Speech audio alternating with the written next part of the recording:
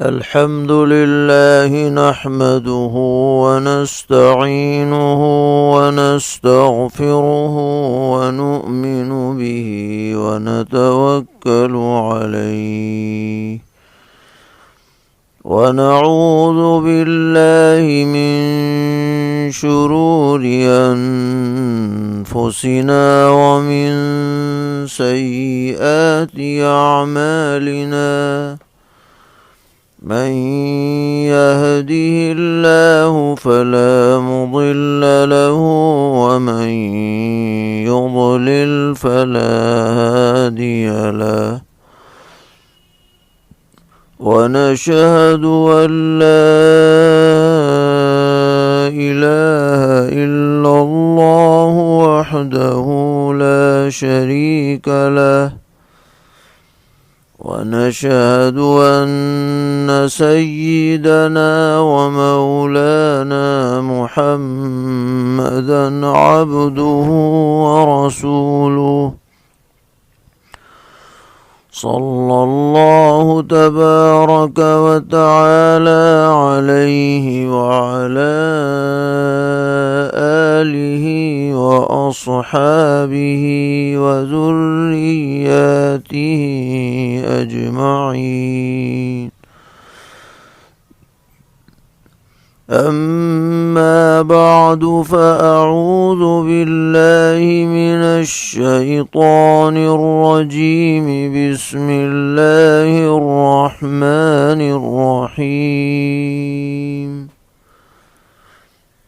سأصليه سقر وما أدراك ما سقر لا تبقي ولا تذر لواحة للبشر عليها 19 وما جعلنا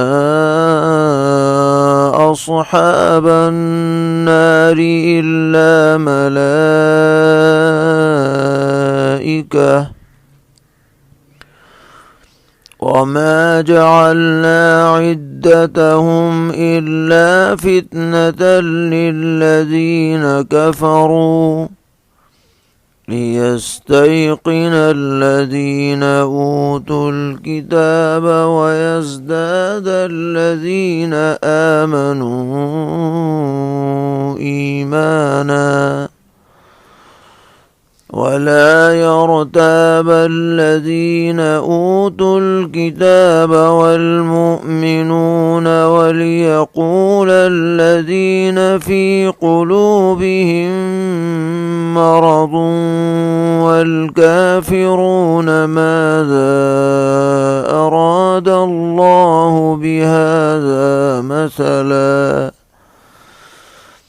كذلك يضل الله من يشاء ويهدي من يشاء وما يعلم جنود ربك إلا هو وما هي إلا ذكرى للبشر. صدق اللہ مولانا العلی العظیم.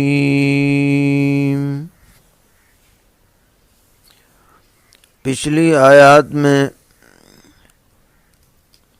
ولید ابن المغیرہ کا تذکرہ تھا جو مکہ معظمہ کا بہت بڑا کافروں کا سردار تھا اور جو بڑی بڑی شیخیاں بگھارا کرتا تھا اور اس امید میں تھا کہ میں جس طرح دنیا میں نعمتوں سے نوازا گیا ہوں اگر مرنے کے بعد بھی زندگی ملی تو وہاں بھی میرے ساتھ اسی طرح کا معاملہ ہوگا. یہ خواب ذہن میں سجائے ہوئے تھا. تو اللہ تبارک و تعالی نے فرمایا کہ اسے کسی خوش فہمی میں نہیں رہنا چاہیے. ہماری طرف سے یہ فیصلہ ہو چکا ہے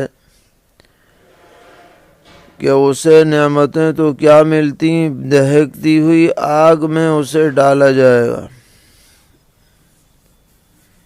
اور کسی کو کیا پتا کہ وہ آگ کیسی ہے، تو ہم بتاتے ہیں وہ کیسی آگ ہے۔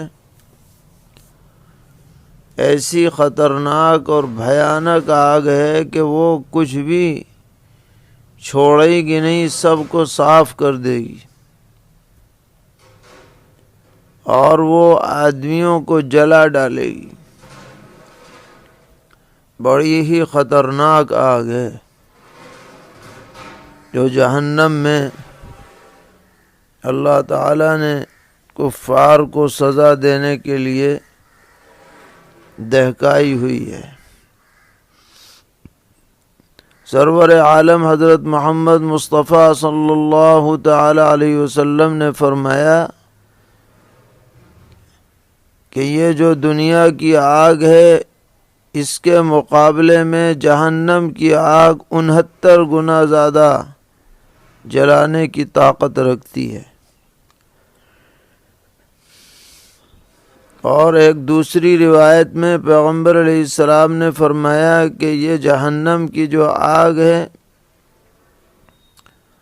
اسے دہکایا گیا 1000 سال تک، تو دہکتے دہکتے سرخ ہو گئی، پھر 1000 سال تک دہکایا گیا تو بالکل سفید ہو گئی، کہ جب لپٹ زیادہ ہوتی ہے تو رنگ باقی نہیں رہتا آگ کا، ہیٹ ہی ہیٹ رہ جاتی ہے، اور پھر 1000 سال تک دہکایا گیا تو یہ سیاہ ہو گئی اور اسی حالت میں دہک رہی ہے، تو بڑی بھیانک ہے، جس سے کوئی بچ نہیں پائے گا۔ اب کسی کے ذہن میں یہ بات آ سکتی ہے کہ دنیا میں بھی ایسا ہوتا ہے کہ سورس لگا کر کے آدمی جیل سے باہر آ جاتا ہے، اور کبھی ایسا بھی ہوتا ہے کہ جیل میں جو بند لوگ ہیں وہ آپس میں منصوبہ بناتے ہیں اور جیل کی دیوار توڑ کر کے بھاگ جاتے ہیں، یا دھوکہ دے کر کے راستہ بنا لیتے ہیں، گیٹ ہی کو توڑ دیتے ہیں، جیلروں کو مار ڈالتے ہیں۔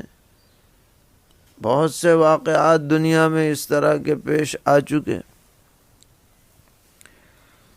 تو کسی کے ذہن میں یہ آ سکتی تھی بات کہ جب دنیا میں یہ پیش آ سکتے ہیں تو جہنم میں بھی ہو سکتا ہے ایسے ہی، لاکھوں کی تعداد میں جہنمی ہوں گے، سب مل ملا کے دھرنے پہ بیٹھ جائیں گے، کوئی ہلہ بول دیں گے اور میاں باہر آ جائیں گے۔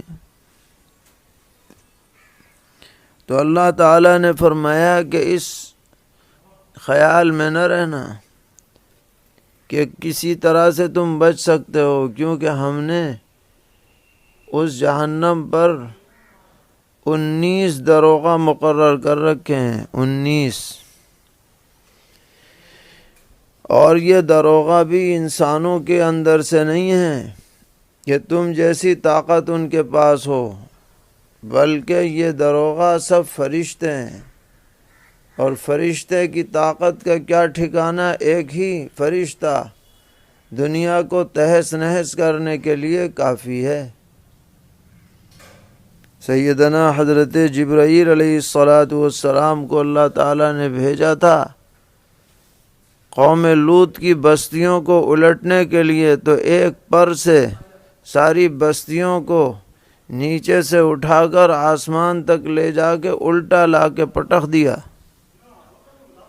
اور حضرت جبرائیل علیہ السلام کی طاقت کا اندازہ اس سے لگائیے کہ پیغمبر علیہ السلام نے ان کو جب اصلی شکل و صورت میں دیکھا تو 600 بازو تھے ان کے، جس سے مشرق و مغرب سب بھرا ہوا تھا۔ تو ایک ہی فرشتہ سب سے نمٹنے کے لیے کافی ہے، مگر ہم نے ہائی سیکورٹی کر کے 19 فرشتوں کو متعین کر رکھا ہے۔ یہ سب دروغہ ہیں جو جہنم کے اندر اللہ تعالیٰ نے مقرر کیے ہیں۔ اب ان 19 سے خاص طور پر 19 کے عدد سے کیا مراد ہے اور 19 ہی کیوں متعین کیے، یہ حقیقت میں تو اللہ تعالیٰ کا راز ہے اور وہی اس کی اصل حکمت جان سکتے ہیں۔ لیکن حکیم الامت حضرت اقدس حضرت مولانا اشرف علی تھانوی نور اللہ مرقدہ، جن کو اللہ تعالیٰ نے فہم قرآن کا خصوصی ملکہ عطا فرمایا اور پوری زندگی تفسیر قرآن سے آپ کو خاص شغف رہا، اور بیان القرآن جو آپ نے ترجمہ اور تشریح قرآن پاک کی لکھی وہ بے مثال اور بے نظیر ہے۔ اس کو اگر آدمی غور سے پڑھے تو ہر نقطے پہ عشش کر اٹھے کہ کیا علم ہے، کیا گہرائی ہے اور کیا سلامت روی ہے۔ تو حضرت نے 19 کے عدد کے بارے میں عجیب بات ارشاد فرمائی اور فرمایا کہ اللہ تعالیٰ ہی نے یہ بات میرے دل میں ڈالی ہے کہ کفار کو جو عذاب دیا جائے گا اس عذاب کی اصل علت عقائد حقہ کی مخالفت ہے، اور عقائد قطعیہ جن کا تعلق یقین سے ہے، اگر غور کیا جائے تو ان کی تعداد کل ملا کر کے 19 نکلتی ہے، جن میں سے 9 کا تعلق تو عقائد سے ہے جو ایمان کے اجزاء ہیں، اور 10 باتوں کا تعلق ان عقائد قطعیہ سے ہے جو عمل سے تعلق رکھتے ہیں، یعنی عمل کے بارے میں جو عقیدہ رکھنا چاہیے وہ 10 ہیں، اور عقیدے کے بارے میں جو عقیدہ رکھنا چاہیے وہ 9 ہیں۔ اس طرح کل ملا کر 19 ہوئے، اور ہر عقیدے کا انکار کرنے والوں کے لیے الگ فرشتہ مقرر ہے، اس لیے کل 19 فرشتے مقرر ہوئے جو نگرانی کریں گے ہر عقیدے کے منکرین پر عذاب جاری کرنے کا۔ اور پھر ان 19 کے اوپر اللہ تعالیٰ نے ایک ہیڈ بنایا ہے جو ساری جہنم کا داروغہ ہے، جس کا نام ہے مالک۔ تو مالک جو ہے وہ ان 19 کے اوپر افسر ہے، اور پھر ان 19 میں سے ہر ایک کے ماتحت میں تعمیل کے لیے ان گنت لا تعداد، جن کی گنتی صرف اللہ کو معلوم ہے، اتنے فرشتے ہر 19 میں سے ہر ایک کے ماتحت ہیں۔ پھر حضرت نے ان 19 باتوں کی وضاحت فرمائی کہ ایمانیات سے متعلق عقیدے 9 ہیں، جن میں نمبر 1 اللہ تعالیٰ پر ایمان لانا، نمبر 2 اس بات پر یقین کرنا کہ یہ عالم حادث ہے، ہمیشہ رہنے والا نہیں ہے، نہ ہمیشہ سے ہے، اسے اللہ نے بنایا ہے، اللہ تعالیٰ ہی اس کی بساط لپیٹیں گے، یہ ہر مومن کا عقیدہ ہے۔ تیسرے نمبر پر فرشتوں پر ایمان لانا، چوتھے تمام کتابوں پر ایمان لانا، پانچویں تمام پیغمبروں پر ایمان لانا، چھٹے سب تقدیر پر ایمان لانا، ساتویں قیامت کے دن پر ایمان لانا، آٹھویں جنت کا یقین کرنا، نویں دوزخ کا یقین کرنا۔ یہ 9 عقائد بنیادی ہیں۔ بقیہ جو عقائد ہیں وہ انہی سے ملحقات میں سے ہیں، اور اس کے سارے ہی اہل ایمان مقر اور معترف اور یقین کرنے والے ہیں، اور کفار و مشرکین ان سب باتوں کا انکار کرنے والے ہیں۔ پھر وہ عقائد جن کا تعلق اعمال سے ہے، ان میں سے 5 مامورات ہیں اور 5 منہیات ہیں۔ مامورات میں نمبر 1 کلمہ شہادت اشہد ان لا الہ الا اللہ و اشہد ان محمد رسول اللہ کا زبان سے تلفظ کرنا۔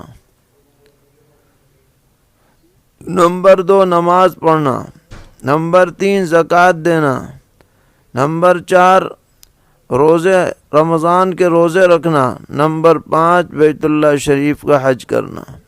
ان کے فرض ہونے پر یقین، یہ بھی ایمان کے لیے لازم ہے۔ اور 5 منہیات ہیں جن کی حرمت کا اعتقاد لازم ہے۔ ان میں سے کیا ہے؟ چوری کرنا، زنا کرنا، قتل کرنا، کسی پر بہتان لگانا، اور نیکی کے عمل میں شریعت کی نافرمانی کرنا۔ تو ان میں سے ہر عقیدے کے مقابلے میں ایک فرشتے کو نگراں بنایا گیا، اور اس کی ایک پوری جماعت اس بات پر مامور ہوئی کہ ان کفار کو سزا دیں۔ جو نماز کا انکار کرے اس پر وہ فرشتہ سزا جاری کرے جو نماز کے بارے میں مقرر ہے، جو زکوٰۃ کے انکار پر مقرر ہے وہ زکوٰۃ والے پر سزا جاری کرے، زکوٰۃ کے انکار کرنے والے پر الی آخری۔ تو بہرحال یہ ایک حضرت نے اپنے دل کی بات ارشاد فرمائی، واقعتاً مناسب بھی معلوم ہوتی ہے یہ، لیکن حقیقت میں اس عدد کی جو تعیین ہے وہ اللہ تبارک و تعالی ہی کو اس کی اصل حکمت معلوم ہے۔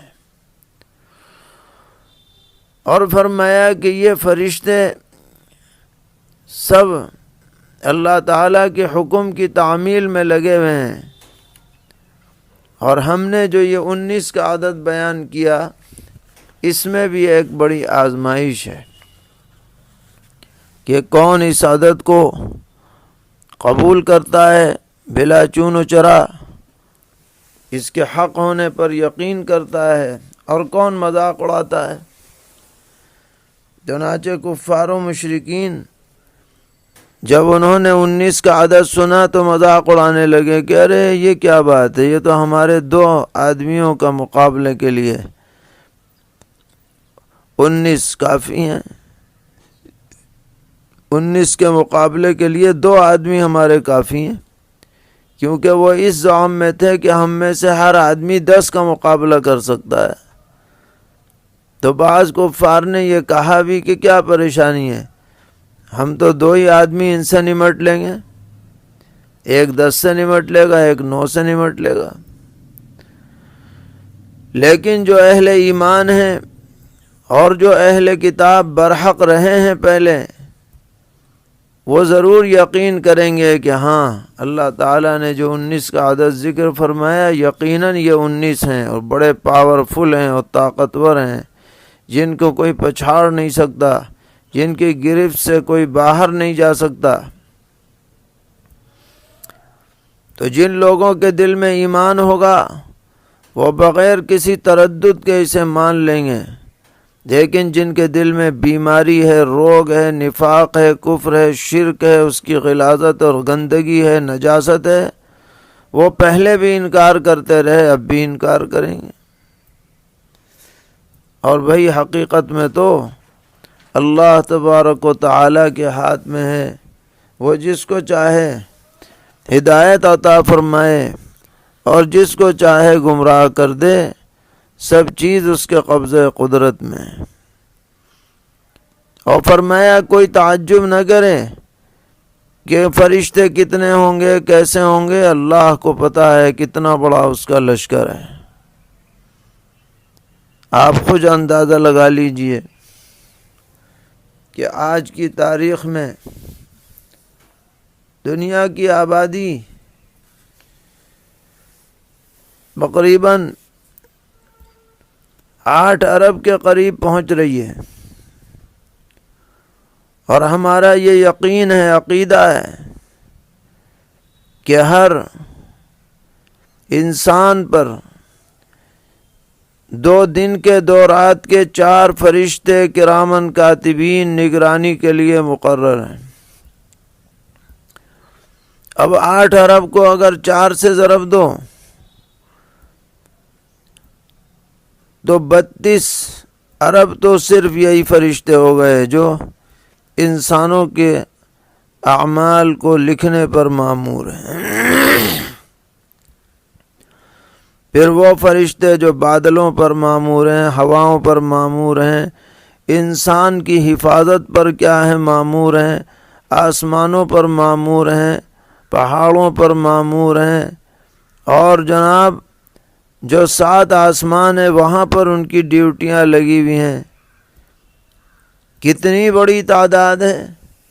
پیغمبر علیہ السلام نے فرمایا کہ قیامت میں جہنم کو لایا جائے گا اس حالت میں کہ 70,000 اس کی لگامیں ہوں گی، اور ہر لگام کو 70,000 فرشتے کھینچ رہے ہوں گے۔ الامان الحفیظ، کیسا ہوش ربا منظر ہوگا۔ اور حدیث میں یہ بھی فرمایا گیا کہ بیت المعمور جو فرشتوں کا قبلہ ہے، وہاں ہر دن 70,000 فرشتے طواف کے لیے جاتے ہیں، اور جن کا 1 مرتبہ نمبر آ چکا ہے قیامت تک دوبارہ نمبر نہیں آئے گا۔ تو کوئی معمولی بات نہیں ہے، اتنی عظیم الشان کثیر العدد مخلوق ہے اللہ تعالیٰ کی، جس کی تعداد کا اندازہ سوائے اللہ کے کسی کو نہیں، اور وہ سب اللہ کے ماتحت ہیں۔ تو فرمایا یہ سب باتیں ہم آپ کو سنا رہے ہیں تاکہ انسانوں کو سمجھ آ جائے اور وہ صحیح راستے پر چل پڑیں۔ تو فرمایا سأصلیہ سقر وما ادراک ما سقر، اب میں اس کو ڈالوں گا دہکتی ہوئی آگ میں، اور آپ کو کچھ پتا ہے کہ وہ آگ کیا ہے؟ لا تبقی ولا تذر، وہ نہ تو کسی کو چھوڑے گی اور نہ باقی رکھے گی۔ لواحۃ للبشر، وہ جلا کر بدن کی حیثیت بگاڑ دے گی۔ علیہا 19، اس پر 90 فرشتے مقرر ہیں۔ وما جعلنا، اس پر 19 فرشتے مقرر ہیں، 90 نہیں، 19 فرشتے مقرر ہیں، 19۔ وما جعلنا أصحاب النار إلا ملائكة، اور ہم نے دوزخ کے دروغہ آدمی نہیں بنائے بلکہ صرف فرشتے بنائے ہیں۔ وَمَا جَعَلْنَا عِدَّتَهُمْ إِلَّا فِتْنَةً لِلَّذِينَ كَفَرُوا، اور ہم نے ان کی گنتی صرف اس لیے رکھی ہے کہ کافروں کو جانچیں. لِيَسْتَيْقِنَ الَّذِينَ أُوتُوا الْكِتَابَ، تاکہ یقین کر لیں وہ جن کو کتاب عطا ہوئی ہے، یعنی اہل کتاب مان لیں. ان کے کتابوں میں بھی اس کا تذکرہ کیا گیا ہوگا. وَيَزْدَادَ الَّذِينَ آمَنُوا ایمانا، اور ایمان والوں کا ایمان اور بڑھ جائے. وَلَا يَرْتَابَ الَّذِينَ أُوتُوا الْكِتَابَ وَالْمُؤْمِنُونَ، اور نہ شک کریں وہ لوگ جن کو کتاب عطا ہوئی اور مسلمان. وَلِيَقُولَ الَّذِينَ فِي قُلُوبِهِم مَّرَضٌ وَالْكَافِرُونَ مَاذَا أَرَادَ اللَّهُ بِهَذَا مَثَلًا، اور تاکہ وہ لوگ جن کو دلوں میں کھوٹ ہے اور بیماری ہے وہ یوں کہیں، اور کافر لوگ بھی، کہ کیا غرض تھی اللہ تعالیٰ کو اس مثال بیان کرنے سے. كَذَلِكَ يُضِلُّ اللَّهُ مَن يَشَاءُ وَيَهْدِي مَن يَشَاءُ، اسی طرح اللہ تعالیٰ جسے چاہتا ہے گمراہ کرتا ہے، جس کو چاہتا ہے ہدایت دیتا ہے.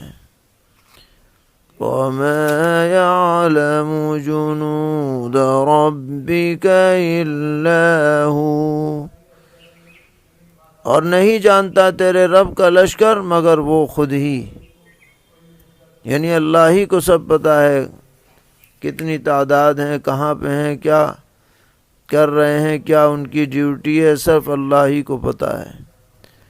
وَمَا هِيَ إِلَّا ذِكْرَىٰ لِلْبَشَرِ، اور یہ تو صرف سمجھانے کی بات ہے لوگوں کی. قرآن پاک اسی لیے نازل ہوا ہے تاکہ لوگوں کو حقیقت سمجھائی جائے، بتلایا جائے کہ کس کا کیا انجام ہونے والا ہے. تو بہت ہی مؤثر انداز میں یہاں گفتگو کی گئی، اور ہر طرح کے شبہات اور خیالات جو کسی کے ذہن میں پیدا ہو سکتے ہیں ان سب کی گویا تردید کر دی گئی. اور یہ تنبیہ بھی کہ بھئی اگر احوال درست چاہتے ہو تو سچی باتوں پر یقین کرو، ایمان لاؤ، اللہ کو راضی کرو، اس کے بغیر ہرگز کام بننے والا نہیں. اللہ تعالی ہم سب کو کامل ایمان و یقین عطا فرمائے، ہر طرح کے شرور اور ہر طرح کے فتنوں سے ہم سب کی حفاظت فرمائے، ہر طرح کی وبا اور بلا کو ہم سے دور فرمائے، عافیت والی زندگی ہر سطح پر نصیب فرمائے. وصلی اللہ تعالی علی خیر خلقہ محمد وآلہ وصحبہ اجمعین برحمتک یا ارحم الراحمین.